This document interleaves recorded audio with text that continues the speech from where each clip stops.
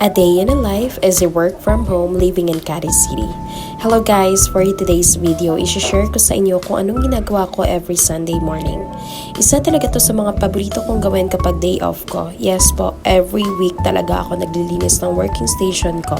Paano ba naman guys? Grabe ang alikabok dito sa amin. Siguro ay nasa tabing daanan lang ang bahay namin kaya hindi talaga maiiwasan na magkaroon kami ng alikabok. Pero okay lang yan guys kasi madadaan na naman yan sa paglilinis.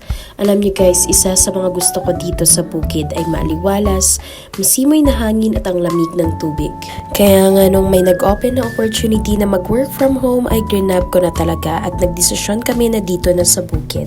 At isa sa mga gusto ko ay makakapagpahinga ako ng mabuti at syempre may oras sa pamilya. So I've been 5 months na po akong work from home kaya nagpagawa ako kay Papa ng sarili kong kwarto para naman komportable akong magtrabaho. Noong una kasi guys, sa sala lang ako kaya di talaga maiiwasan ang ingay ng mga bata at dumadaang sasakyan dito. Kaya nung natapos ang kwarto ko ay parati ko talagang nililinis.